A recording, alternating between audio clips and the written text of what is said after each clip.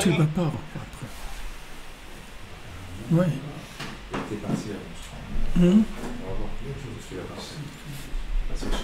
Shavua Tov, Boker Tov, tous et à toutes, Bezrat Hashem, bonne semaine.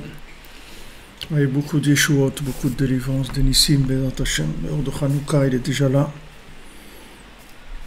pour délivrer, amener la refoua, amener tout ce que chacun a besoin. Refoua Shlema pour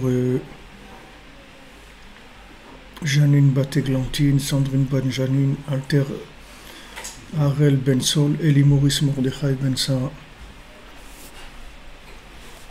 Alors on est arrivé la semaine dernière, page 26, le passage Yutret. ואז דייקה יזכו הכל להכיר ולדעת אותו יתבהר באמת. כמו שנאמר, כי כולם ידעו אותי למקטנם ועד גדולם. Et à ce moment-là, précisément, justement par le fait qu'il y aura une multitude de gens avec une telle différence de vision des choses, c'est ça ce qui permettra de trouver la vérité. Tous ils vont me connaître, Hachem l'a dit, du plus petit au plus grand.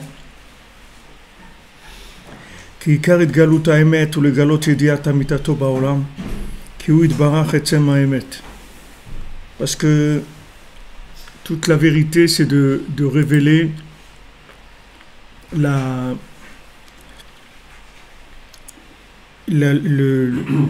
conscience de la vérité d'Hachem dans le monde, que les gens y soient conscients de l'existence d'Hachem, de sa présence, de savoir que qu'Hachem c'est l'essence de la vérité.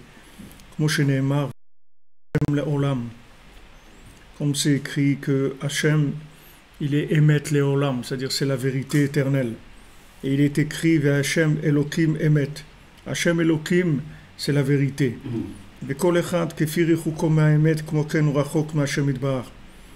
Et chacun, selon sa distance avec la vérité, c'est-à-dire selon son éloignement de la vérité, alors il est loin d'Hachem.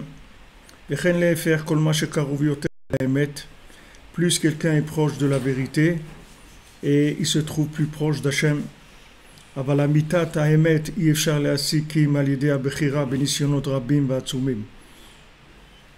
Mais maintenant, la véritable, c'est-à-dire la véritable conscience de la vérité, c'est-à-dire une vérité qui est présente, une vérité qui est vécue dans toute chose. Alors ça n'est possible que lorsqu'on a passé des épreuves, beaucoup d'épreuves, et en nombre et aussi en intensité. C'est-à-dire que chaque fois on va avoir des épreuves plus grandes. Il y a des gens qui connaissent la vérité, mais ils connaissent la vérité, mais c'est dans un certain degré, dans un certain niveau. Par exemple, ils vont connaître la vérité, ils vont par exemple, ils vont pas tuer, ils vont pas faire souffrir quelqu'un, mais par exemple dans l'argent de mentir pour gagner de l'argent et tout, ça les dérange pas, c'est-à-dire ils ont pas un problème avec ça. C'est-à-dire qu'il y a des gens qui ont une vérité, mais cette vérité, elle est mitigée, c'est-à-dire sur des angles où il y a de la vérité, d'autres il n'y a pas de vérité. Mais pour arriver à une vérité absolue, c'est-à-dire que maintenant, arriver à une vérité absolue, c'est-à-dire qui est relativisée au maximum dans ce monde, mais dans l'absolu de toutes les situations, c'est-à-dire qu'il n'y a que Dieu émette, ça, il faut passer beaucoup d'épreuves pour arriver à ça. C'est-à-dire on va être éprouvé dans tous les domaines pour faire les bons choix. Une fois qu'on aura fait ces bons choix, à ce moment-là, on va avoir accès à une autre dimension de vie complètement. כמו שמצינו בכל הצדיקים הגדולים שלא זכו להשיג האמת כי על ידי ניסיונות רבים. On voit que tous les grands tzadikim, tous les grands maîtres, tous les grands sages, ils ne sont arrivés à leur compréhension de la vérité qu'après avoir passé beaucoup d'épreuves. והראשון היה אברהם אבינו שהיה לו ניסיונות עצומים מאוד. Le premier c'était Abraham Avinu, que lui il a eu beaucoup d'épreuves, il a eu énormément d'épreuves. Neged kol haolam, il était face au monde entier, c'est-à-dire il avait le monde entier contre lui. Shayu meleim sheker, tous ils étaient pleins de mensonges. V'amru she'etzlam ha'emet, ils disaient que c'était chez eux la vérité. Ad she'amru al Avraham sheumin ve'kofer, jusqu'à qu'ils ont dit sur Abraham Avinu que c'était un hérétique, quelqu'un qui était opposé à la foi. Ve'ishlichuhu lekivshan ha'esh, ils l'ont jeté dans le feu. Ve'ratfu oto meod, et ils l'ont persécuté beaucoup. Il a été beaucoup persécuté. Ve'hu hamad bechol hanisyonot, et lui il a tenu dans toutes les épreuves. Al yedei gila emet ba'olam, c'est grâce à ça qu'il a révélé la vérité dans le monde. Ve'odia she'esh Elokim emet, et il a fait savoir au monde, sachez qu'il y a un Dieu qui est vrai, Shalit ou Moshel ou Mashgiach, qui a le pouvoir, qui dirige et qui surveille le monde. Et aussi tous les tzadikim qu'il y a eu après Avraham Avinu. ועיקר התגלות האמת בשלמות יהיה על ידי משיח צדקנו שיבוא בסוף באחרית הימים האלה. Et la plus grande révélation de vérité à laquelle on va assister, c'est quand Mashiach il va se révéler à la fin maintenant, à la fin des temps. Shekvar nidrabe haolam meod, qu'il y a eu déjà une multitude de gens dans le monde, il y a eu beaucoup de gens qui sont venus. Veikar haribou ou beadeot sheyesh shinui deot harbe. Et ce qui s'appelle le nombre, c'est surtout par rapport aux déot, c'est-à-dire que les gens ils vont avoir des idées, beaucoup d'idées, il va y avoir beaucoup de formes de servir Hachem. Il y en a qui vont dire c'est comme ça, il faut servir Hachem comme ça, d'autres ils vont dire comme ça, d'autres ils vont dire que Hachem il est en haut mais il n'est pas en bas, d'autres ils vont dire qu'il faut adorer des animaux, d'autres ils vont respecter les vaches, d'autres ils vont respecter ça, d'autres... Il y a beaucoup d'interprétations et de la vie. D'abord de la vie spirituelle et après de la vie matérielle. C'est-à-dire il y a des gens qui pensent que dans la vie le principal c'est avoir de l'argent, d'autres ils pensent que le principal c'est l'amour, l'autre ils pensent que le principal c'est de s'amuser. Chacun il y a des idées comme ça, beaucoup d'idées. Après, il y a toutes les idées politiques, et le communisme, et le socialisme, et la droite, et l'anarchie, et l'extrême droite, et tout ça, c'est des idées. Il y a des milliers de concepts qui sont venus dans le monde et qui ont étoffé un petit peu toutes les générations. Alors maintenant, justement, parce qu'il y a eu tellement d'idées, d'approches différentes, c'est ça qui permettra une révélation de la vérité de façon parfaite. Une fois qu'il y aura tellement de différences de concepts. Chez Zeikar Haribou Prinat Rabati Badeot, que ça c'est qu'est-ce qui s'appelle beaucoup de monde, c'est pas la quantité de gens, c'est Rabati Badeot, c'est-à-dire qu'il y a beaucoup de gens que ces gens-là ils aient des concepts différents. Et Mashiach, il sera tellement droit, c'est-à-dire il aura une telle vérité, c'est-à-dire il va être tellement juste qu'il arrivera à avoir un concept de la vérité qui soit émettre les amito, c'est-à-dire une vérité qui soit vraiment absolue. Ou le galot haemet baolam, il révélera la vérité dans le monde. Et à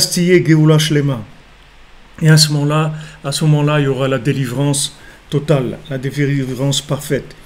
Et à ce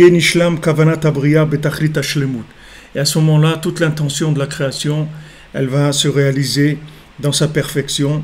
Kizeikar kavanat abriya, shetetze abriya mikoach el apoel, parce que toute l'intention de la création, c'est que la création, elle sorte du potentiel dans la réalité. C'est-à-dire que ce qu'il y avait au départ, sauf Maaseh B'Marshavatrila, c'est-à-dire que ce qu'il y avait au départ dans le plan, ça se réalise, mamash, que le plan, il se réalise. C'est-à-dire que la conduite du monde soit en accord avec l'intention d'Hachem qu'il avait au départ. Dès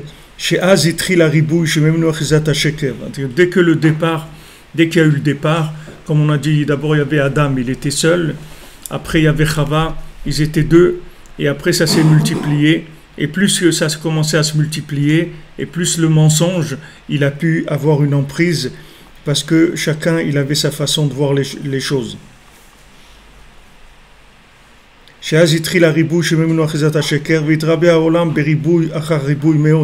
Il y a eu des multitudes de gens qui sont arrivés jusqu'à que le monde s'est beaucoup multiplié. Que ça fait que le mensonge se renforce beaucoup. C'est pour ça qu'il y a eu tout ce qu'il y a eu. Toutes les destructions qu'il y a eu dans le monde, tout ce qui s'est abîmé, c'est venu uniquement parce que les gens ils se sont trompés dans leur façon de voir les choses. C'est ça qui les a amenés à ça. Uniquement les tzadikim qu'il y a dans chaque génération, eux ils ont le mérite d'atteindre la vérité, et eux ils maintiennent le monde dans chaque génération, jusqu'à ce qu'à la fin, quand les idées vont se multiplier beaucoup, puisque ce qui s'appelle beaucoup, ça veut dire beaucoup d'idées, et le mensonge, il va énormément se renforcer. Précisément à ce moment-là, le Goel Tzedek, c'est-à-dire Mashiach, il pourra faire ressortir la vérité tellement c'est-à-dire il va s'efforcer, c'est-à-dire il va faire beaucoup d'efforts pour faire sortir la vérité. Et à ce moment-là va se grandir et se sanctifier le nom d'Hachem par le fait que la vérité absolue elle va sortir justement par le fait qu'il va y avoir énormément de façons de voir les choses. Plus il va y avoir des façons de voir les choses différentes, et plus la vérité, elle va pouvoir se révéler. Si maintenant on veut faire ressortir quelque chose, alors pour faire ressortir quelque chose, si vous mettez maintenant, par exemple, un diamant au milieu de cailloux, des choses comme ça, alors il va ressortir, vous allez le voir, ça va lui donner toute sa splendeur, elle va sortir par le cadre qui va être créé. Maintenant, quand il va y avoir du mensonge, tout ce mensonge qu'il y a dans le monde, que c'est un mensonge qui est lié avec le temps, donc les gens, ils vont voir qu'avec le temps, les idées, elles n'ont pas tenu, qu'il y a eu beaucoup de façons de voir les choses qui se sont avérées au bout de quelques temps, qui n'étaient pas vraies. Mais en fait, c'est pas que c'était pas vrai, c'est juste que ça intéresse plus personne. C'est tout. Il y a des idées qu'aujourd'hui ça intéresse plus personne. Et dans le moment où ils étaient, où elles sont arrivées, ces idées, elles étaient très très intéressantes. C'est-à-dire elles accrochaient, elles trouvaient grâce aux yeux des gens. Et ça, vous voyez dans toutes les modes, de la musique, de la politique, de l'art, de tout. Il y a des périodes. On appelle la Renaissance, la truc, il y a des périodes comme ça, où les gens, ils adoraient cette chose-là, wow, c'est super, etc. Extraordinaire et tout, des musiques extraordinaires, des façons de vivre qui étaient... Parce que c'était juste un langage du moment. Hein? Un effet de mode. Ouais, c'était un effet de mode, c'était lié avec le temps, c'est-à-dire que c'était directement lié avec le fait de la création dans le temps.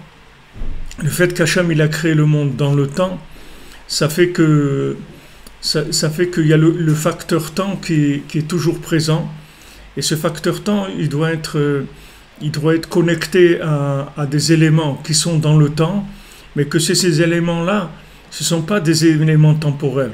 C'est des éléments qui ne vont jamais disparaître, qui vont jamais se démoder. Ils ne vont jamais se démoder parce que ce sont des éléments qui sont dans le temps, mais qui sont fidèles au plan de la création du monde. Maintenant, si quelqu'un il s'attache à la mode du moment, alors il doit savoir que cette mode-là, en fait, elle existe que pour essayer de le déconnecter des éléments qui sont éternels dans le temps. Dans le temps, il y a des éléments qui sont éternels. Ces éléments-là, eux, ils vont passer le temps. Ils vont passer toutes les générations, ils vont toujours être là. Comme Abraham Avinu parlait avec Hachem, aujourd'hui tu peux parler avec Hachem. Et tu dois parler avec Hachem, comme lui parlait avec Hachem. Toi aussi aujourd'hui tu dois parler avec Hachem. Ça c'est quelque chose qui n'a jamais changé dans le monde. Et ça ne changera jamais. Et Mashiach, c'est ce qui va apprendre au monde que chacun il peut parler avec Dieu. Et que c'est la solution de l'humanité, que chacun il s'occupe de chercher ce qu'il a en lui, au lieu de chercher à ressembler aux autres. Que chacun il cherche la vérité qu'il y a en lui. Chacun il a quelque chose d'unique. Et ce qu'il a d'unique, il ne faut pas qu'il l'utilise pour consommer dans ce monde, pour ressembler aux autres. Ce qu'il a d'unique, il faut qu'il le sorte, qu'il le développe. Comme il a fait Abraham Avinu. Abraham Avinu, c'est écrit Echad Aya Abraham. Abraham Avinu, il était Echad, il était seul. Rabbeinu dit que Abraham Avinu ne regardait personne, il s'occupait de personne. Il faisait ce qu'il avait à faire. Pourtant, il était seul dans le monde. C'est-à-dire, il n'y a personne qui pouvait l'aider, l'encourager, le consoler, lui dire vas-y, allez, vas-y, avance et tout. Qu'est-ce qu'il avait? Il avait Hachem avec lui. Et ça y est, il avait tout. Comme Yaakov, il a dit, j'ai tout. Moi, j'ai tout parce que j'ai Hachem. Tandis que Esav, qu'est-ce qu'il a? Il a Rav Reve Esav. Il a plein de rabbanim, Esav. Il a des rabbanim et des rabbanim et des rabbanim. Il en a plein des rabbanim. Il a plein des gens, des maîtres, il en a plein. Il a plein de maîtres, c'est multiplié, c'est-à-dire il a des influences de partout. Alors que Abraham Avinu, il est influencé que par Hachem, c'est tout. Le reste, ça l'intéresse pas. Il a cette confiance en lui qui lui montre qu'il doit aller au bout de ce qu'il est, c'est tout. Envers et contre tous, il est obligé d'aller au bout de ce qu'il est. Et bien, si les gens ils faisaient ça, si les gens ils allaient au fond de ce qu'ils sont, c'est-à-dire que alors le monde il serait complètement différent. D'abord les gens ils se disputeraient pas, il n'y aurait pas de guerre, parce que toutes les guerres elles viennent du fait qu'on croit que les autres ils doivent penser comme nous et que nous on doit penser comme les autres. Alors ça c'est difficile. C'est difficile à réaliser, c'est même impossible à réaliser. Alors qu'est-ce qu'on fait la plupart du temps? Les gens ils acceptent, ils disent bon, on va pas faire la guerre quand même et tout, il faut essayer de trouver une façon de s'arranger. Mais les gens ils n'ont pas cette conscience que chacun il est porteur d'une vérité qui est unique. Et c'est pour ça qu'Hachem il a créé le monde. Hachem il a créé le monde pour que chacun il soit porteur d'une possibilité de révélation d'Hachem. C'est ça qu'il y a dans la vie de chacun. La vie de chacun, c'est ça, c'est qu'il est porteur de quelque chose d'unique. Et cette chose-là, il doit la pousser jusqu'au bout. Il doit aller jusqu'au bout. Tous les gens que vous voyez qui ont fait quelque chose dans le monde, qui sont devenus des grands personnages, des grands tzadikim ou des grands hommes de lettres ou n'importe quoi, c'est uniquement parce que des gens ils ont été au bout de leur message, de ce qu'ils avaient à l'intérieur. Et les massés, le monde entier, n'importe qui peut arriver à ça. N'importe qui peut être Einstein, il peut être Moshe Rabbeinu, il peut être n'importe qui peut être ça. Seulement, le problème c'est que il y a des interférences entre les individus. Parce que les gens, ils n'ont pas la force d'affirmer le bien qu'il y a en eux. Alors, ils veulent aussi vivre tranquille, ils veulent d'avoir la paix un petit peu avec les gens, etc. Donc, il faut un petit peu des concessions sur ce qu'ils sont. Et de concession en concession, après, on arrive à quelque chose qui c'est complètement... c'est dénaturé, c'est-à-dire on ne sait même plus ce que c'est. Parce que ça s'est tellement mélangé. avec des générations, avec des influences de là, que après les gens ils sont complètement perdus. Alors Mashiach, il va venir avec une vérité tellement tranchante, tellement claire, tellement simplifiée, que tout le monde va se plier à cette vérité-là. Pourquoi? Parce que cette vérité, elle va parler à chacun sur son point de vérité qui est enfoui au fond des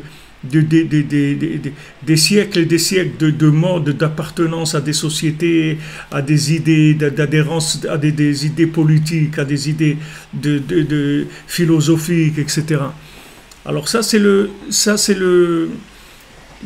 travail que Mashiach il va faire. Et justement par le fait qu'il va y avoir une multitude d'idées, c'est ça qui va permettre à la vérité de sortir de façon absolue. Parce que la multitude d'idées, en fait, elle va aider la prise de conscience de la vérité. Justement parce que les gens, ils vont emmener tellement d'idées que toutes ces idées-là se vont être des idées mensongères, mais ce sont des idées qui ont permis à beaucoup de gens de s'éloigner. C'est-à-dire que ces multitudes de propositions qu'il y a eu, ce sont des propositions d'adhérence à des idées de temps. Donc maintenant, avec tout le temps et tous les individus, on a eu le temps d'adhérer à tous les modes possibles dans le monde de mensonges. C'est-à-dire une interprétation comme ça, et comme ça, et comme ça, et comme ça, et comme ça. Maintenant, une fois que tu vas sortir la chose qui est vraie, alors tous ces mensonges-là, ils vont tomber. Tous ces mensonges-là, ils vont tomber parce que les gens, ils vont être passés par toutes ces étapes-là de la recherche humaine dans lesquelles on les a induits en erreur. On les a amenés vers l'ère industrielle, vers la consommation, vers vers le vêtement, vers la nourriture, vers les vacances. Allez, ça, on a proposé des centaines de choses. Maintenant, toutes ces propositions-là de modes de vie qui ne sont pas des modes de vie de vérité, ça, en fait, ça va servir à faire ressortir la vérité de façon encore plus grande. Parce qu'au fond de chacun, il y a personne qui a trouvé une satisfaction de ces choses-là. I can get no satisfaction. Il n'y a pas, je ne peux pas avoir de satisfaction. Je ne peux pas. On me propose ça, viens, achète un avion, et après. Et fais ça, voilà, tu as ton jet privé, tu as une vedette, tu as un truc, et après. Après quoi? Regardez toutes les vedettes du monde, ils ont fini des vies horribles, des fins horribles. C'est horrible. C'est des fins horribles. Il n'y a pas des vedettes que vous voyez qui finissent dans la paix, dans la sérénité, qui ont construit quelque chose, qui ont des familles, qui sont arrivées. Ça finit par la destruction totale. La fin, elle vous renseigne sur ce qu'il y avait au début. Il y a une dame qui était la secrétaire des Beatles, qui les a accompagnés toute leur vie, depuis qu'ils ont commencé les premiers concerts jusqu'à qu'ils ont terminé. Et elle dit, je ne sais pas qu'est-ce qu'ils ont gagné à faire ça. Regardez la vie comment ils ont terminé tous. Ils étaient tellement beaux, tellement mignons quand ils étaient jeunes, tellement ils débordaient de joie et tout. Ils étaient bien. Regardez leur vie, comment ils ont terminé. Pourquoi? Parce que vous voyez, regardez, ils ont touché des millions de gens, des milliards de gens peut-être. Ils ont touché dans le monde. Mais sauf, regardez l'individu lui-même. Qu'est-ce qu'il est devenu à la fin? Comment il finit? Quelle est sa fin? Qu'est-ce qui reste de tout ça? Qu'est-ce qui reste? La destruction. La plupart du temps, c'est la destruction. Et plus vous voyez des gens qui étaient des génies dans le domaine de la mode, que ce soit une mode musicale, tout ce que vous voulez, mode de vêtements, tout ce que vous verrez que plus il était un génie et plus sa vie c'est de la destruction. Donc vous voyez que normalement ça ne doit pas être comme ça. Si quelqu'un il a un génie, normalement il doit arriver à une vie optimisée, super vie, il doit arriver à une vie extraordinaire. Mais là vous voyez que non, que plus le mensonge est grand, plus il consume l'individu. C'est-à-dire plus la personne elle est montée dans un niveau de mensonge élevé, et plus ce mensonge-là, le massé, il va lui consumer sa vie. Parce qu'il va être mékatser, ça va se raccourcir sa vie. La personne, elle va mourir jeune, ou elle va terminer de façon horrible, mamage des horreurs, des fins monstrueuses. Donc si maintenant ces choses-là, elles étaient vraies, la vérité, c'est quelque chose qui traverse le temps. Tandis que ces mensonges-là, ce sont des mensonges, c'est des mensonges qui sont, c'est-à-dire dans le moment, ils sont vrais par rapport au temps. Ça va être le langage du moment, ça va influencer des générations, ça va rendre fou des gens. Des gens, ils achetaient, ils suppliaient d'avoir un petit morceau de t-shirt de Beatles ou n'importe quoi, et ils recevaient des milliers de lettres par jour pour demander, et elle dit qu'elle était honnête, elle coupait un petit morceau de t-shirt, elle envoyait aux gens, etc. Regardez jusqu'où quelqu'un il peut arriver à l'exploitation d'une vérité éphémère, c'est-à-dire d'une vérité émotionnelle par rapport au temps. Alors imaginez maintenant qu'on va prendre le temps, on va l'utiliser au maximum, on va l'exploiter au maximum. Maintenant on est dans le sixième millénaire, d'accord? On est à la fin du 6e millénaire. On est en 5778, oui. C'est-à-dire on est 222 ans avant la fin des haricots, comme on dit. J'ai 222 ans. Mais comme on dit que le 7e jour c'est Shabbat, et que Shabbat on est obligé de faire Tosefet, c'est-à-dire qu'Hachem rentre Shabbat avant, c'est pour ça qu'à Jérusalem on fait rentrer Shabbat 40 minutes avant la Shkia, et c'est une chose qui n'a rien à voir avec le monde entier, c'est la seule ville dans le monde où on fait rentrer Shabbat 40 minutes. Ailleurs c'est 18-20 minutes, mais ici Jérusalem c'est 40 minutes. Parce que plus on fait rentrer Shabbat avant, plus Hachem il est obligé lui aussi de noblesse oblige, il est obligé de suivre notre... voilà, on dit regarde, 40 minutes avant on arrête tout, on veut Shabbat. Alors toi aussi arrête et essaye de faire rentrer 40 minutes avant. Donc si vous comptez 6000 et dans les 6000 vous comptez 40 minutes, vous allez voir à peu près où ça va arriver. Ça ne veut pas dire que ça va être d'Afkassa, mais en tout cas, quel est le message qu'il y a là-dedans? C'est que les massés, on a épuisé le temps. On a épuisé le temps avec ses facettes. Il y a eu Noach, il y a eu plein dans le monde des trucs, les trucs les égyptiens et Hachvérosh et les trucs. Il y a eu après tout ce qui est le Moyen-Âge, tout ça on a exploité les facettes du temps au maximum. Maintenant on arrive à la fin, il ne reste plus tellement de temps. Ça veut dire qu'il ne reste plus de temps. Il n'y a plus assez de temps pour mentir. Parce que c'est la fin. Tu ne vas pas ressortir des vieux mensonges du Moyen-Âge. Ça y est, les gens ils sont passés par là, ils ont vu que c'est tombé, que c'est mort. Donc ça y est, c'est terminé. Tout ça, c'est terminé. Aujourd'hui, il y a autre chose. Aujourd'hui, la musique, c'est autre chose. Aujourd'hui, la consommation, c'est autre chose. Aujourd'hui, c'est... toute la vie, elle est différente. C'est-à-dire, le mensonge, il est sous un autre angle. Alors maintenant, quand il va y avoir cette multitude-là de mensonges de toute l'humanité, depuis la création du monde, ça va faire que quand la vérité, elle va se révéler, tu vas voir qu'est-ce que c'est une vérité qui n'a rien à voir avec le temps. Qui n'a rien à voir avec le temps. C'est une vérité qui n'est pas du tout liée au facteur temps. C'est une vérité qui est d'avant la création du monde. Et cette vérité d'avant la création du monde, elle va s'installer dans le monde, elle va se révéler par Mashiach, que lui, il va montrer au monde, regardez comme c'est simple, regardez comme c'est vrai, regardez comme ça vous concerne, regardez comme vous vous sentez bien là-dedans, que ça vous parle. Et à ce moment-là, le bien qu'il y a dans chacun, qui est son point de vie, qui est son point éternel, il va s'attacher à ce point-là. Maintenant, les tzadikim, ce sont des gens que eux, ils ne sont pas du tout rentrés dans le temps. C'est-à-dire ils n'ont pas été influencés par le temps. Et c'est pour ça que c'est devenu des tzadikim. C'est pas parce que et tout le monde tout le monde c'est des tzadikim. Tout le monde peut arriver à des niveaux extraordinaires, mais seulement le temps, il use la personne.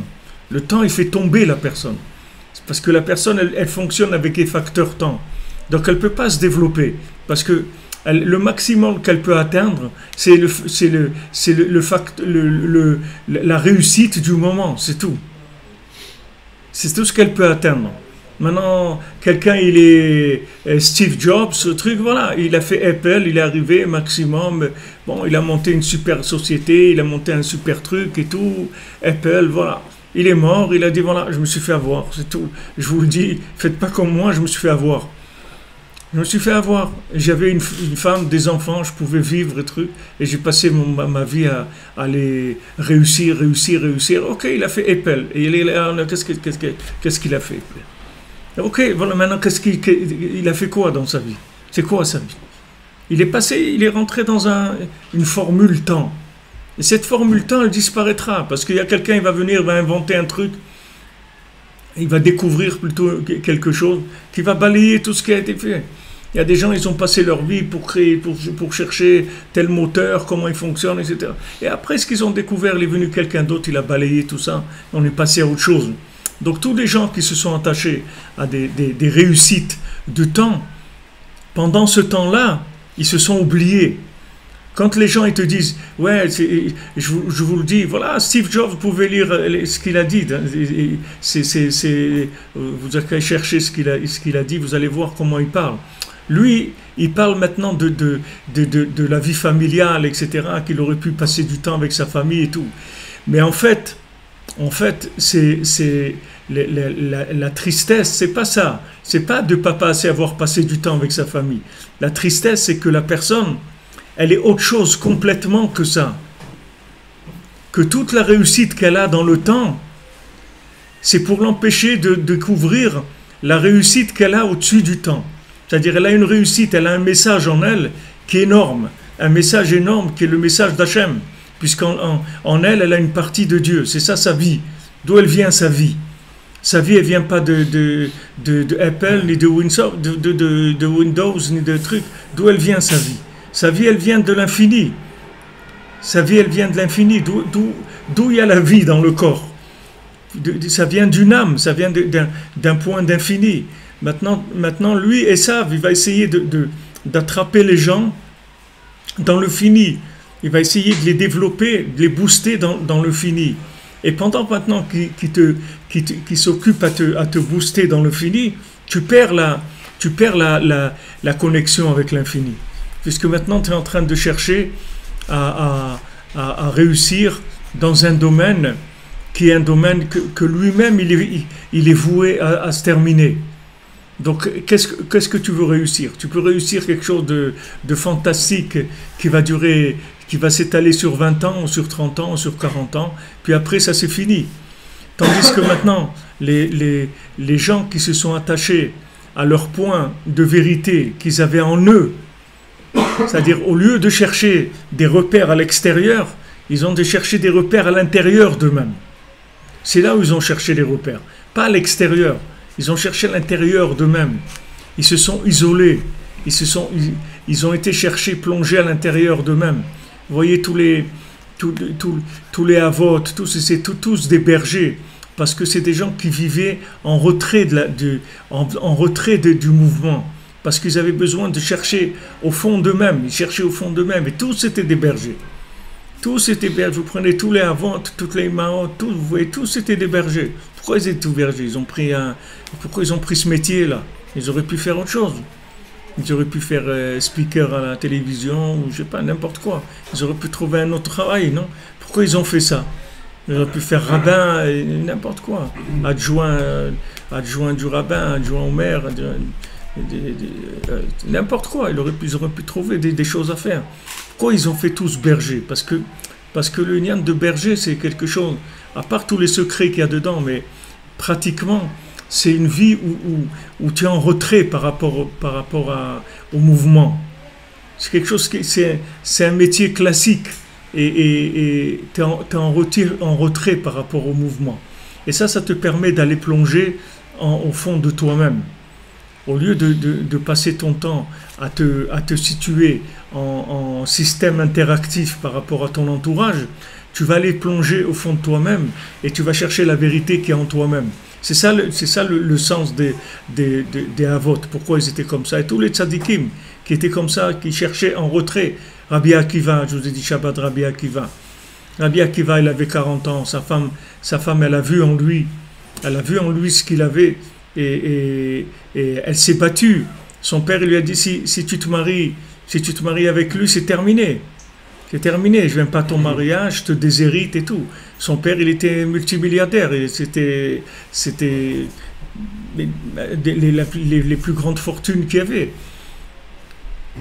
Elle n'a pas écouté.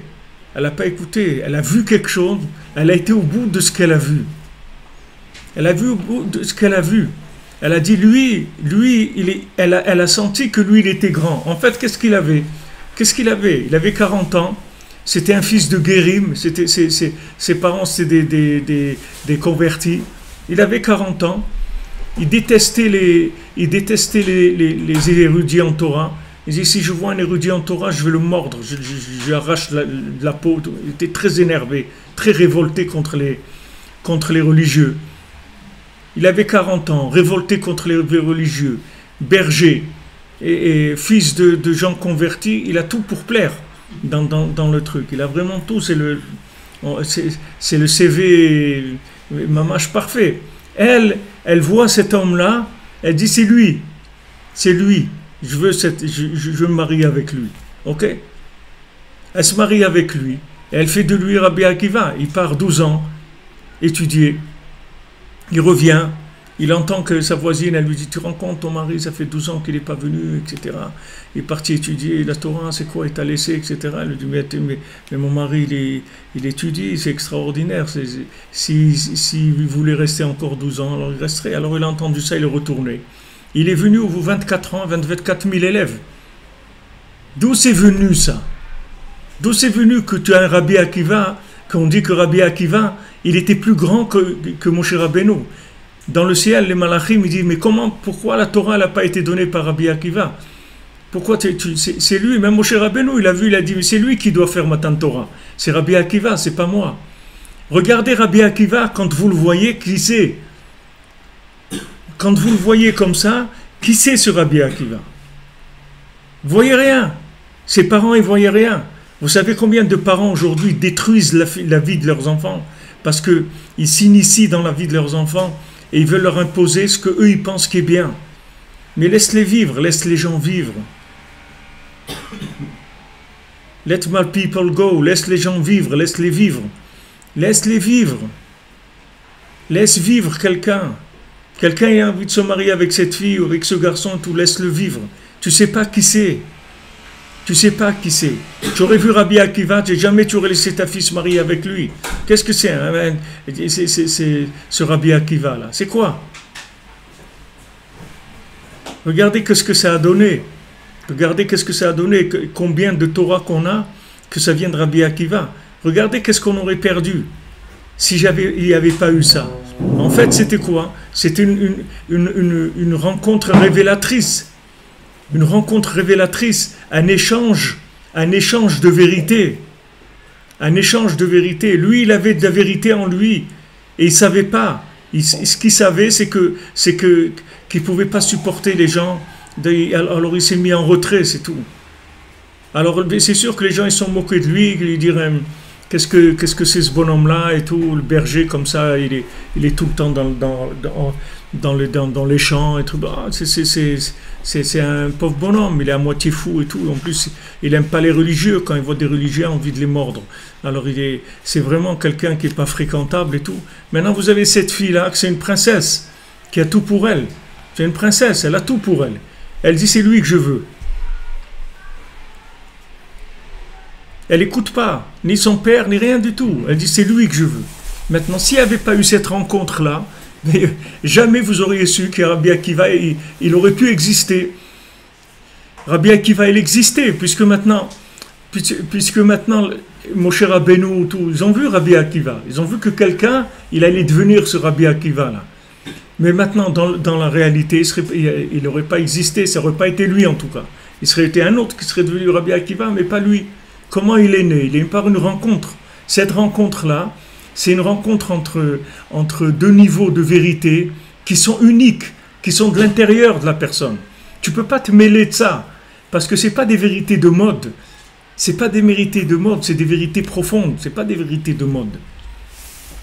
Et malheur à lui, celui qui empêche les gens d'aller vers la vérité qu'ils ont en eux. C'est des malheurs qu'ils entraînent. C'est des malheurs, c'est des vies qui détruisent complètement. Ils ne s'imaginent même pas de ce qu'ils ont fait. S'ils savaient les gens le mal qu'ils faisaient quand ils font ça, les gens ils seraient tapés la tête contre les murs de savoir le mal qu'ils ont pu faire en voulant influencer leurs enfants vers ce qu'ils pensent qui est la vérité d'après leurs critères. Ta vérité, c'est pas la sienne, c'est tout. Ton âme, c'est pas la sienne. Ta vérité, c'est pas la sienne. Donc tu dois le respecter, tu dois l'encourager, tu dois donner toutes les forces pour réussir. C'est ça être quelqu'un de vrai.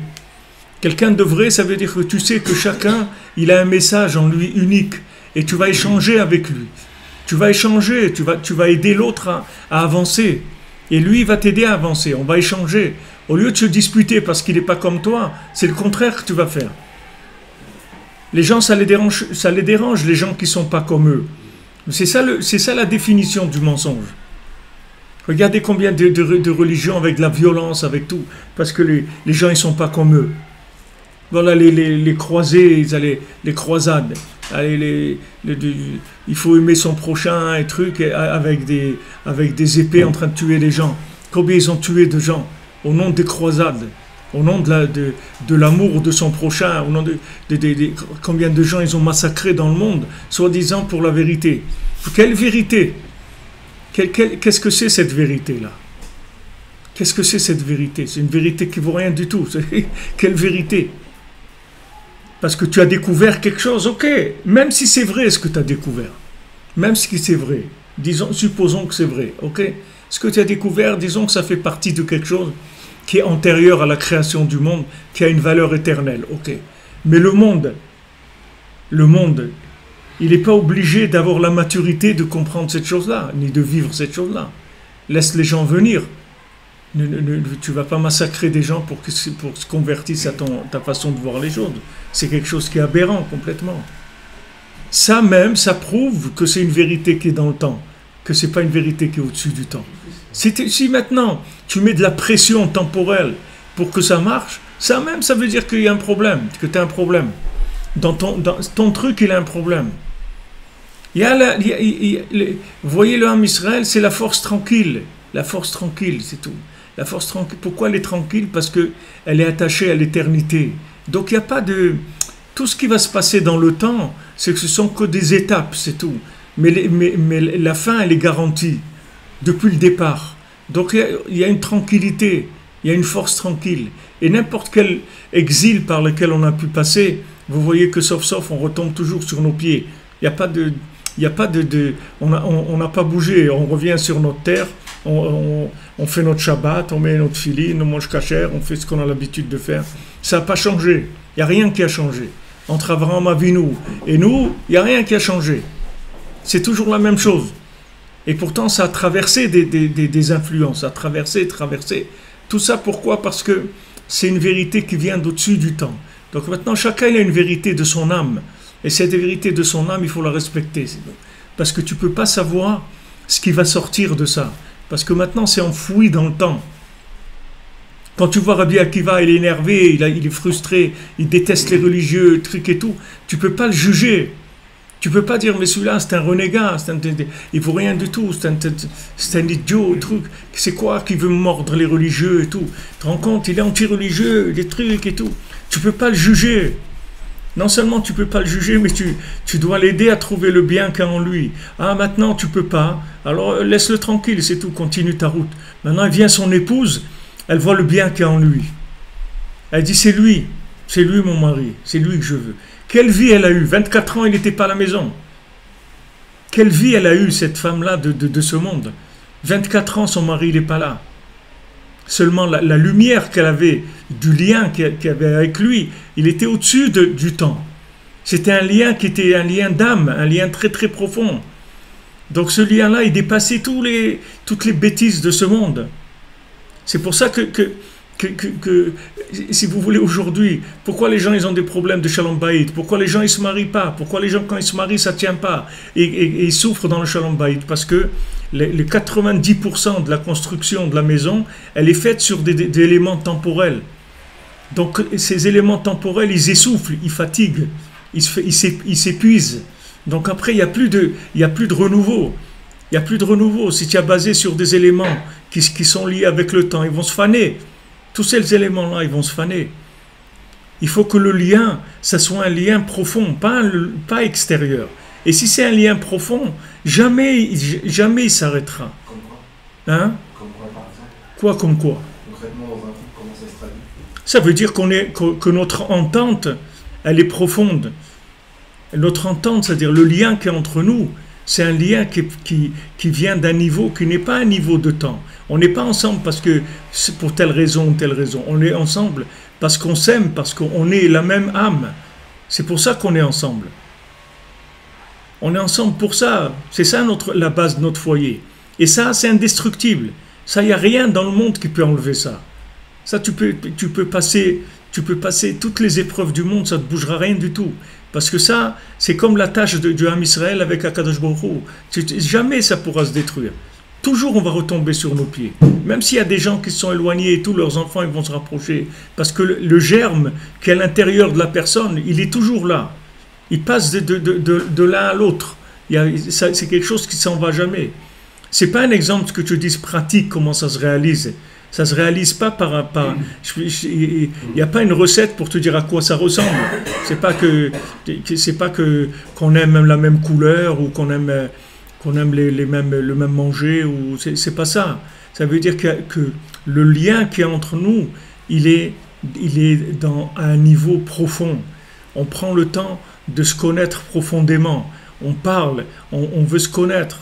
C'est pas uniquement vivre des choses. On vit dans la société de Esav.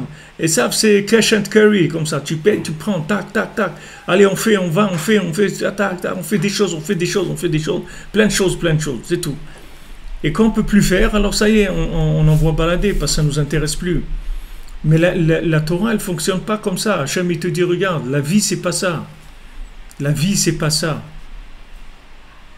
Il faut, entre un mari et une femme, il faut qu'ils sachent depuis le départ que si maintenant ils ont eu ce flash qui les a fait se marier, ce moment-là, c'est le seul moment vrai de leur vie, c'est celui-là, c'est tout. Le reste après, on va passer dans l'action, on va commencer à faire des choses. Mais ce moment-là, il faut l'entretenir tout le temps. Il faut l'entretenir tout le temps, et pas que l'entretenir, il faut le développer aussi. Il faut le développer, c'est-à-dire il faut arriver à une fusion, à une inclusion mamache l'un dans l'autre, juste par le fait que tu vois que c'est la personne qui voit le bien qui est en toi. Qu'est-ce qu'elle a vu, la femme de Rabbi Akiva? Qu'est-ce qu'elle a vu?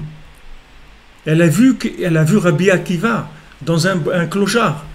Elle a vu Rabbi Akiva dans un bonhomme hyper énervé qui frappait les religieux. Comment tu vois un bonhomme comme ça, qui est un clochard, il est berger, il veut frapper les religieux, il a 40 ans, il n'a pas appris une lettre de Torah. Comment tu peux m'imaginer que sous ce vêtement-là, il existe l'un des personnages le plus élevé qu'il y a jamais eu dans la Torah? D'où tu vas imaginer ça dans la mode, dans le système du temps? Tu peux pas imaginer ça dans le système du temps. Il n'y a que si tu recherches une vérité absolue que tu peux être inspiré par ça.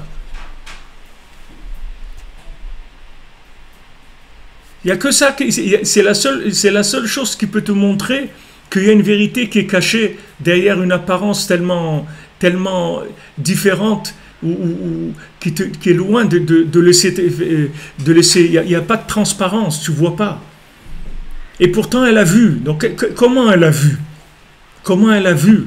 Parce que c'était quelqu'un de vrai. Elle cherchait le vrai. Comme Rabbi Nachman, il a dit, là où il y a du vrai, il vient vers moi, c'est tout. Et tous les gens qui ne viennent pas vers Rabbi Nachman, c'est parce que c'est des gens qui ne sont pas dans le vrai.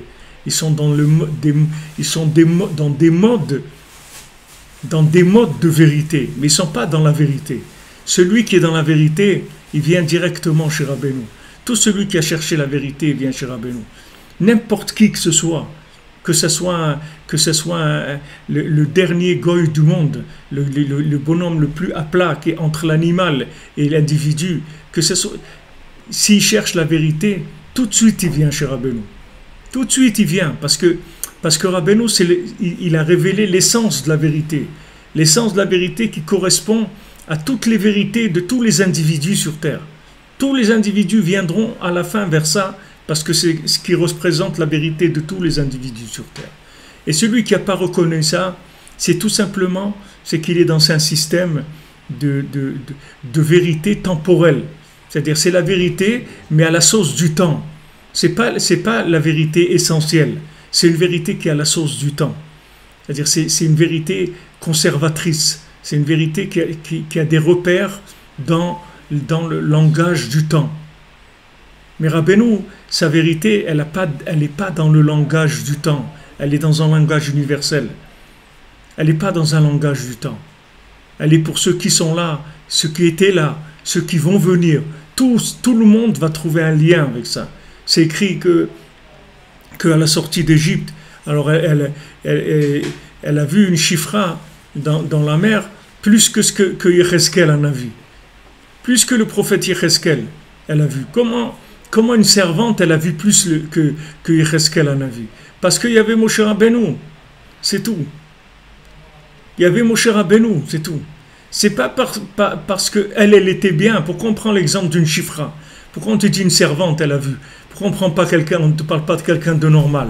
Non, pour prendre une servante, ça veut dire quelqu'un qui est asservi à des ta'avot, quelqu'un qui est asservi à de la consommation, qui est dans la consommation, mais il cherche la vérité. Ça n'a pas de rapport.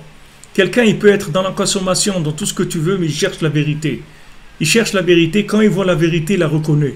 Et il y a des gens qui sont peut-être dans la consommation, apparemment un peu moins, mais qui ne cherchent pas la vérité. La vérité qu'ils cherchent, c'est une vérité sociale. C'est une vérité de réussite du moment, c'est tout. C'est ça ce qui les intéresse. C'est de réussir leur passage sur Terre dans le mode du temps. Et c'est ça qui développe toutes les écoles de Torah, si tu veux, modernes ou actuelles, tout ce que tu veux, que les gens, ils ont une peur bleue de Rabbi Nachman, ils ont très peur de Rabbi Nachman, ils ne veulent pas qu'il y ait les livres, ils ne veulent pas que les gens ils aillent à Ouman, ils ne veulent pas les trucs, parce qu'ils ont très très peur. Parce que si quelqu'un il touche Rabbi Nachman, c'est très dangereux, parce qu'il va devenir lui-même. Et s'il devient lui-même, il n'a plus besoin de toi, mon ami. Tu pourras plus l'exploiter, c'est fini. Parce qu'il va partir, tu vas perdre un client, tu vas perdre un esclave de ton système. C'est fini, il ne va plus fonctionner dans ton système. C'est fini parce qu'il va se trouver. Alors que normalement, toutes les écoles, elles sont faites pour ça, pour aider les gens à se trouver, pas pour les exploiter. C'est ça, une école, elle est faite pour ça. Pas pour aider les gens à devenir ce que nous, on veut qu'ils deviennent eux-mêmes. Et les aider à enlever tous les mensonges du temps pour que la vérité qui est en eux, elle puisse sortir. Oui, monsieur. Vous dites que si les gens cherchent le maître, alors forcément ça vient chez Rabbeinu. Parce qu'on peut voir d'autres courants de pensée, juifs, racistes, etc., qu'eux aussi pensent être peut-être entendu le maître. Et que vous les entendez, les porte-drapeaux qui disent voilà, c'est chez moi, c'est mon rabbi, c'est le maître. Bien sûr, pas de problème. Et Johnny Hallyday aussi, c'est le maître. Moi, un jour, j'ai fait un shiur. Ça change rien, que c'est juif ou pas juif, ça change rien. Regarde les chrétiens aussi, ils vont faire les Noël, et ils vont faire les Pâques et la Pentecôte et tout. Ils vont faire la charité. Ça n'a aucune importance. Quand j'étais à Paris, j'ai fait un shiur. Après, ils m'ont invité à manger quelque part. Il y a des gens qui sont venus et ils m'ont dit Ravi Frère, je t'excuse, il y avait un concert de Johnny Hallyday, alors on n'a pas pu venir, au cours. Mais ils sont venus après, on a mangé ensemble, on a discuté, etc. Tu comprends? Johnny Hallyday aussi, c'est vrai. Qu'est-ce qu'il a, le pauvre? Qu'est-ce qu'il a fait de mal? Il est aussi, c'est un rocker français, c'est tout. C'est un cow-boy d'Aubervilliers. Lui aussi, il essaie de faire des trucs, c'est tout. Qu'est-ce qu'il y a? Tout le monde va te dire que c'est la vérité. C'est vrai que c'est la vérité. C'est une vérité, mais elle est dans le temps. Elle va disparaître avec le temps, c'est tout. C'est là où elle est la finesse, tu comprends? C'est là où il y a tout. C'est-à-dire que il y a une vérité qui est dans le temps, il y a une vérité qui est au-dessus du temps. Et les deux, elles sont là. Et les deux, elles sont en vitrine. Et les deux, elles se ressemblent. Rabbeinu dit, il y a deux palais, un à côté de l'autre. Ces deux palais, ils se ressemblent. Mamache, tu les vois, les deux palais, c'est les mêmes. Un palais, il habite dans le roi, et l'autre, c'est le Satan qui habite là-bas. Et ils se ressemblent, les palais. Chacun va venir avec la vérité. Non seulement ça, mais il peut y avoir une vérité temporelle, que émotionnellement, elle va être beaucoup plus forte que la vérité éternelle. Parce qu'elle est dans le temps, donc elle a le facteur temps qui l'appuie, qui joue avec elle. Même la Gemara te dit, ne t'amuse pas avec Esav quand il est en pleine, comme on dit, effusion, en pleine, effervescence, parce que tu ne pourras pas te battre avec lui. Parce que son effervescence, ça veut dire qu'il trouve l'équilibre parfait entre l'émotionnel des gens et le message qu'il a trouvé. Il a trouvé un message qui correspond à l'émotionnel. Tu as, par exemple, tous les gens qui sont dans les magazines, les trucs, le monde de la publicité et tout. Tu vois, c'est des gens, ils sont tout le temps en train de chercher les messages du moment, tu vois. Il y a des messages du moment. Il y a des choses qu'aujourd'hui, quand tu veux les dire, tu ne peux pas employer les mots qui s'employaient il y a 50 ans. Parce que tu véhiculeras plus ce que tu veux dire. Tu veux dire à quelqu'un une phrase, tu veux lui exprimer quelque chose. Tu veux lui dire que tu l'aimes, par exemple. Tu ne pourras pas employer le mot qui se disait il y a 50 ans. Parce que ce mot-là, il ne correspond plus à l'émotionnel. Donc il faut que tu trouves il y a une formule qui touche l'émotionnel par rapport au temps. Et c'est cette formule qu'il faut que tu utilises. Maintenant, il y a des spécialistes de ça. Il y a des spécialistes de ça. Ces spécialistes-là, ce sont des gens qui cherchent tout le temps la correspondance entre l'émotionnel et le message qu'ils vont faire paraître. Et ça marche. Parce que quand tu vois cette chose-là, ça t'attire. Tu dis, waouh, c'est extraordinaire. Tu vois, des gens, ils cherchent la mode. Ils cherchent maintenant la mode pour l'hiver ou pour le printemps ou je ne sais pas quoi. Ils vont sortir un truc. Le gars qui a sorti le jean, par exemple. Mais les gens, quand ils ont vu le jean, mais ça leur a parlé. Pourquoi ils ont vendu des millions de jeans dans le monde? Parce que c'est dans le vêtement, il est arrivé à trouver un langage presque universel dans le vêtement. Le jean, c'est une religion. Il y a même des jeans qui s'appellent religion, m'ont dit les gens. C'est la marque de jeans, elle s'appelle comme ça, religion. C'est une religion. C'est-à-dire que c'est un lien avec une vérité qui est dans le temps. Mais il faut pas croire que c'est rien du tout. C'est une vérité, elle est très forte quand elle est dans le temps. Et si tu veux en sortir, il faut que tu t'attaches à au-dessus du temps. Il faut que tu t'attaches à celui qui est au-dessus du temps. Et celui qui fait Rosh Hashanah, celui qui a amené la Hitbodedut dans le monde, que Rabbeinu il a renouvelé, même s'il y a des gens qui disent ouais, mais la Hitbodedut, il y a tel des tzadikim qui en ont parlé. Il y a beaucoup de gens, ils ont parlé. Parler, c'est une chose. La faire descendre dans le temps et la faire vivre par les gens, c'est autre chose complètement. De parler des choses, c'est mignon, tout ce que tu veux. Mais de les amener dans le temps, de manière à fournir aux gens l'émotionnel que l'autre il te fournit dans la mode, tu arrives à lui fournir dans un procédé, dans une idée qui est au-dessus du temps. C'est ça la force du tzaddik de la génération. Le tzaddik de la génération, c'est que ce que tu cherchais là-bas et qui t'embrouillait, il te le propose dans une connexion avec l'infini. C'est ça la grandeur du tzaddik. C'est parce que si tu amènes un message qui est virtuel, ça va te servir à rien, puisque l'autre il va gagner. Et ça, il va gagner.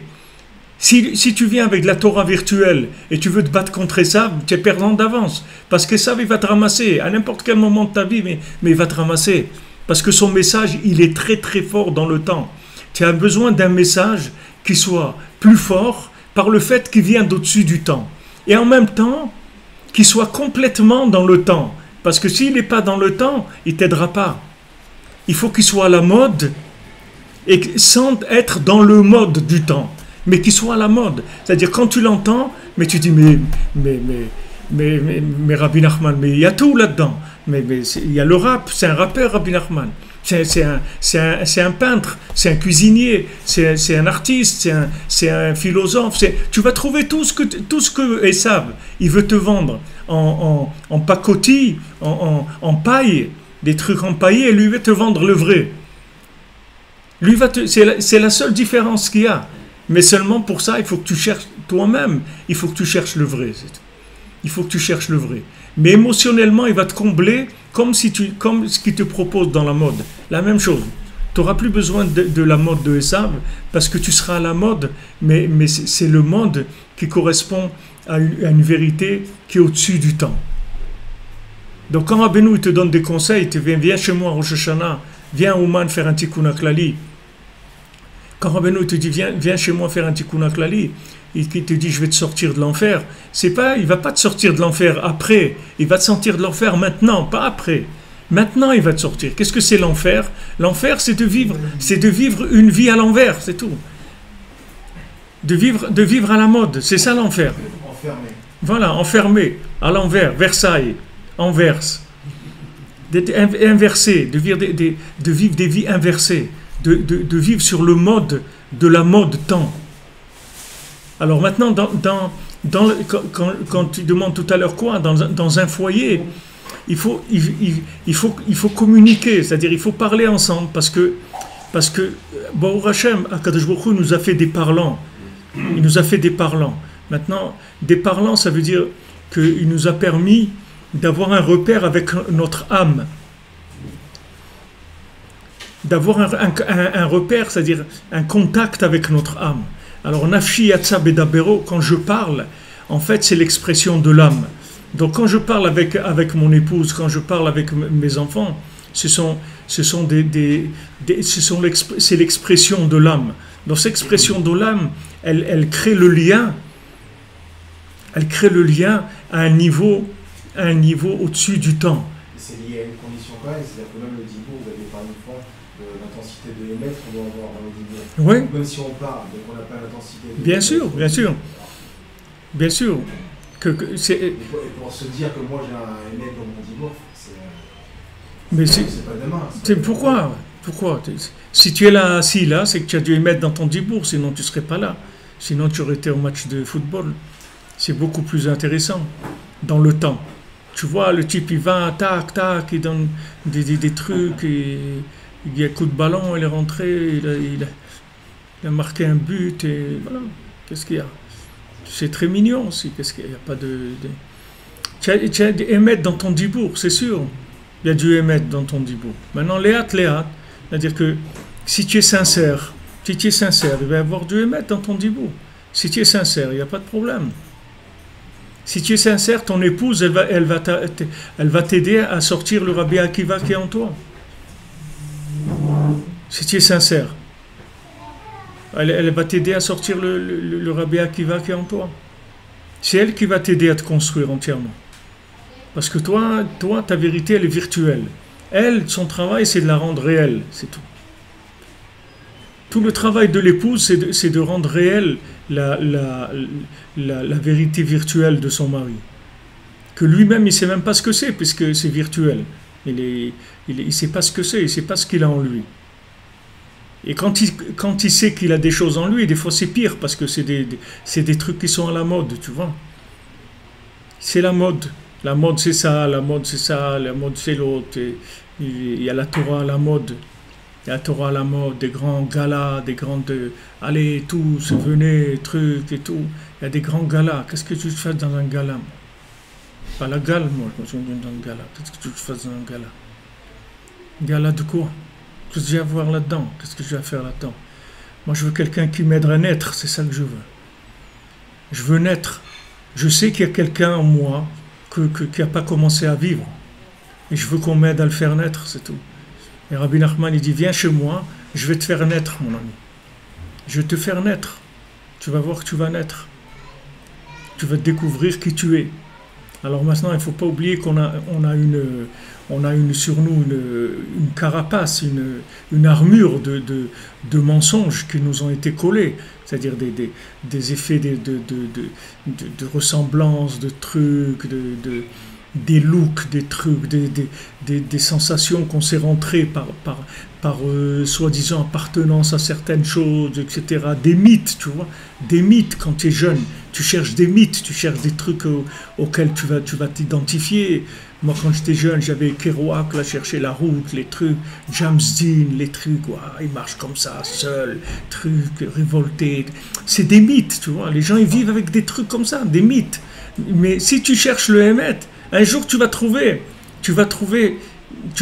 ça, mais le vrai. Ça, c'est un clown.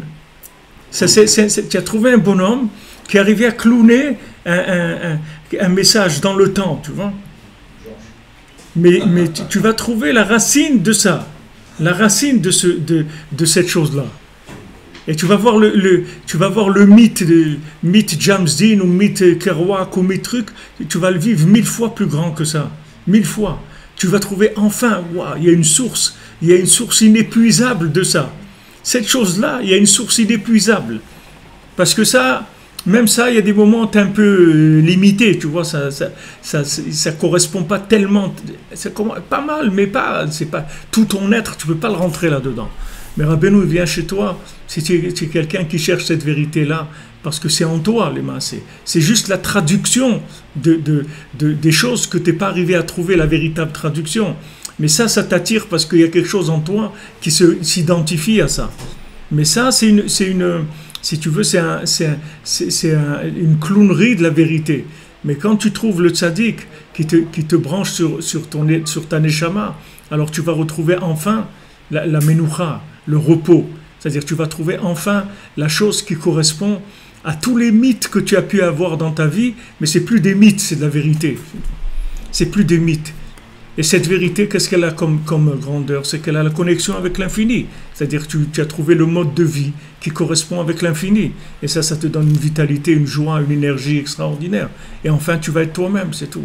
Et tu n'auras plus peur de personne, et tu n'auras plus honte de personne.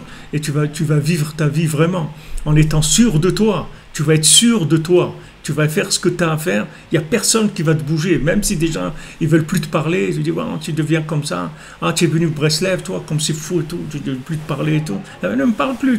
Tant pis, qu'est-ce que tu veux que je fasse? Mais si tu veux venir un jour me parler, je suis là. Quand tu veux, tu viens. Il n'y a pas de problème. Tu sais combien Abraham Avinu, des gens, ils ont dû l'effacer de leur portable. Ils ont dit... Ouais, mamache. Combien de gens ils ont dit dire bon, tu deviens ça, on ne te parle plus, c'est tout. On ne va plus te parler. Qu'est-ce que tu es devenu, un renégat, un truc? Il y a des gens, ils voient des gens qui sont devenus Breslev comme des choses terribles. Mais tout ça pourquoi? Parce que c'est des choses qui remettent en cause le mensonge du système, c'est tout. Rabbi Nachman, c'est un destructeur de système de mensonges. Mais n'importe quel cheveu, c'est-à-dire n'importe quelle, la moindre petite chose qui est une construction temporelle, Rabbi Nachman, il éclate tout. Rien, il laisse pas passer. Il laisse pas passer. Il veut que de la connexion, que qui correspond à l'infini, c'est tout. Maintenant, il y a des choses, tu peux faire la base c'est de l'infini, parce que la personne, elle vient, la Torah, les trucs et tout. Mais tout ce qui se construit là-dessus, c'est du mensonge. Tout ce qui se construit là-dessus, c'est du mensonge. La base, elle est vraie, mais tout ce qui se construit après, c'est du mensonge. C'est de l'exploitation, c'est de l'argent, c'est du kavod, c'est des trucs terribles, horribles, c'est l'horreur, c'est l'enfer. C'est pour ça qu'il va te sortir de l'enfer. De cet enfer-là.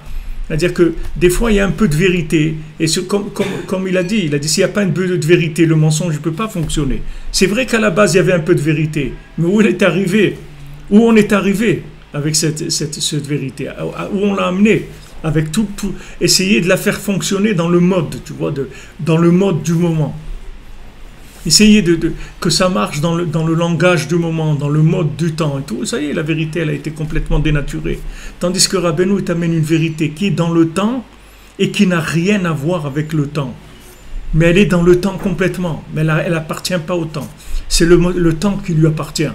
Elle n'appartient pas au temps. Du tout. Mais tu vas vivre avec, dans le temps. Tu vas être très à l'aise dans le temps. Tu n'auras aucun problème. Très très à l'aise dans le temps. Tu vas fonctionner tout à fait normalement et au contraire, même dans le temps, tu vas être optimisé dans ta façon de vivre. Il n'y a aucun problème. Mais tu vas être attaché à quelque chose qui est au-dessus du temps. Et c'est ça, si tu veux, la joie, la sérénité intérieure. C'est ça la menoucha, ce qu'on appelle Shabbat, ba Shabbat, ba menoucha. Tu rentres dans Shabbat, tu rentres dans la menoucha. Pourquoi? Parce qu'il n'y a plus les 39 travaux. Il n'y a plus de manipulation comme ci, comme ça, les trucs. Ça y est, travaille pas, les trucs. On est avec sa famille chez nous, fait nos repas, on chante, on étudie la Torah, on est content, on n'a plus de rapport avec le temps. On est sorti du temps. Le Shabbat, on est sorti du temps. Alors le tzaddik qui s'appelle Shabbat de Kulei Yoma, c'est le Shabbat de tous les jours. Donc lui, les massés, tu vis dans le monde, tu vis dans le monde comme quelqu'un comme Hachem, il veut que tu vives dans le monde. C'est-à-dire que tu es complètement dans la matière, dans le vécu de la matière, le travail, la famille, l'argent, tout ce qu'il faut. Mais tous ces éléments-là, ils sont connectés au-dessus du temps. Donc ils vont te servir au contraire de moyens de communication, si tu veux. Ce sont des tzimtzumim, des contractions de l'infini pour te permettre d'être connecté. Tous ces éléments, tu ne veux pas les exploiter dans le temps, tu vas les exploiter comme éléments connecteurs au-dessus du temps. Donc combien il faut remercier Akadosh Baruch Hu tous les jours qu'il a envoyé un tzaddik comme Rabbeinu dans le monde. Combien il faut remercier Hachem qu'il a eu pitié de nos générations, qu'il a envoyé un tzaddik comme ça, qui peut nous parler, qui peut nous convaincre, qui peut nous amener une tranquillité intérieure, qui nous sort du stress du monde, de l'angoisse de la vie, que ça y est, t'es tranquille. Tu vois, tu es tranquille, il t'apprend à parler, il t'apprend à parler avec le monde, il t'apprend à parler avec la nature, il t'apprend à parler avec... C'est-à-dire tout communique, parce que ça y est, c'est une vérité qui dépasse toutes les contingences, toutes les limites du temps. Et ça, il faut remercier. Rabbeinu lui-même, il a dit ça. Combien vous devez remercier Hachem que vous avez un rave comme moi. Que Rabbeinu l'a dit. Parce que où tu vas trouver des gens comme ça? Où tu vas trouver un tzaddik comme ça qui va chercher les gens, n'importe quel endroit où tu te trouves, dans l'endroit les plus éloignés, il te supporte avec tous tes défauts, tous tes problèmes et tout. Il te supporte, non seulement il te supporte, mais il t'aime. Parce qu'il sait que tous les problèmes que tu as, c'est des problèmes qui sont collés à toi avec le temps. Donc ce n'est pas des choses qui le dérangent. Tandis que celui, que sa vérité, elle est mélangée avec du temps, il ne supportera pas tes problèmes. Il ne supportera pas parce que ça va le déranger dans le temps. Mais Rabbi Nachman, ça ne le dérange pas. Ça ne le dérange pas du tout. Parce qu'il sait que les gens ils sont malades. Et il est là, il a mis des solutions pour les soigner, Bezat Hashem. Alors, Shavua Tov, Bezat Hashem, que des bonnes nouvelles, que des bonnes choses. Et Bezat Hashem... Alors demain il n'y aura pas cours parce que je serai en déplacement. Et on prendra après-demain sur Internet jusqu'à après à Sarah Betevet. Ça sera sur Internet ou à Ouman, comme vous voulez. Ceux qui veulent venir à Ouman, Bouchim Abaï, Bezat Hashem. Shavua Tov.